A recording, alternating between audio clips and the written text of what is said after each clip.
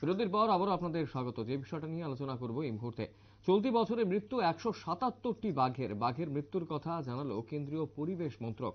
বাঘের মৃত্যুর শীর্ষে রয়েছে মহারাষ্ট্র। বাঘ সংরক্ষণ নিয়ে উঠছে এই মুহূর্তে প্রশ্ন। বিস্তারিত জানবো, নিউজ ভ্যানগার্ড প্রতিনিধি অঙ্কিতা বর্ধন রয়েছেন টেলিফোন লাইনে। অঙ্কিতা, যেটা জানার চেষ্টা করব যে এই মুহূর্তে বাঘ সংরক্ষণের দিকে কিন্তু অত্যন্ত গুরুত্ব রয়েছে ভারত সরকারের, কিন্তু তারপরেও 177টি বাঘের মৃত্যু হয়েছে বলে খবর।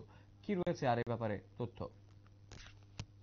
কেন্দ্রীয় সরকার কিন্তু এই মুহূর্তে বাঘ সংরক্ষণে বিশেষ দিক বা বিশেষ করে নজর দিয়েছে। এবং বাঘে আমরা দেখতে পাই যে দেশে বাঘের কিন্তু অনেকটাই কমতে রয়েছে বা প্রায় বিলুপ্ত। সেই ক্ষেত্রে এই মুহূর্তে কেন্দ্রীয় সরকার কোটি কোটি টাকা বছরে খরচ করছে কিভাবে বাঘ সংরক্ষণ করা যায়, কিভাবে তাদেরকে পর্যবেক্ষণ করা যায়, কিভাবে গোটা দেশে একেবারে বাঘকে এনে সংগ্রহ, বিভিন্ন বিষয় নিয়ে কিন্তু এই মুহূর্তে তৎপর আমরা বলতে পারি কেন্দ্রীয় সরকার। কিন্তু সেই জায়গায় দেখা যাচ্ছে প্রতিনিয়ত প্রায় প্রত্যেক বছর হাজারো হাজারো বাঘের মৃত্যু হচ্ছে। তার পেছনে কি কারণ? কেন্দ্রীয় সরকার কোটি কোটি টাকা ব্যয় করছে, কিন্তু সেই জায়গায় রক্ষণাবেক্ষণের কি বড় ভাগ রয়েছে? সে বিষয়ে কিন্তু অবশ্যই একটা প্রশ্ন থাকছে।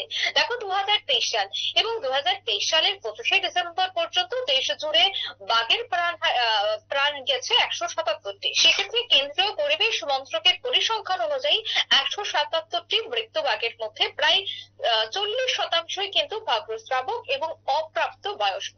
তালিকায় এই বিষয়ে শীর্ষে রয়েছে মহারাষ্ট্র। চলতি বছরে দেখা গেছে মহারাষ্ট্রে প্রায় 45টি বাঘের মৃত্যু হয়েছে।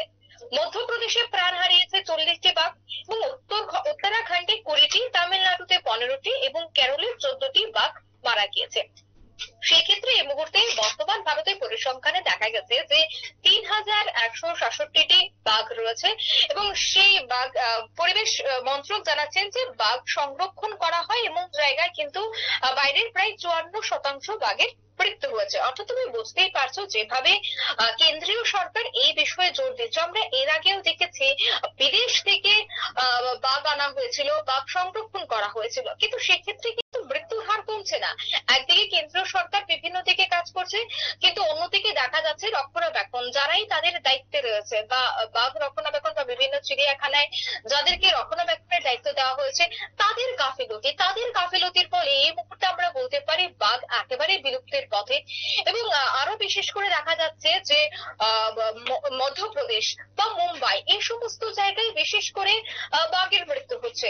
অন্যদিকে দেখা যাচ্ছে চোরাচালান এত পরিমাণে বৃদ্ধি পেয়েছে গোটা দেশ জুড়ে, যাকে কেন্দ্র করে আমরা দেখতে পাচ্ছি বছরের প্রায় কয়েকটা এমন ঘটনা উঠে আসে যেখানে দেখা যায় যে বাঘ নেই, বিভিন্ন জায়গা থেকে বাঘ উধাও। কোথায় গেছে? চোরাচালানের ফলে সেই বাঘগুলি উধাও।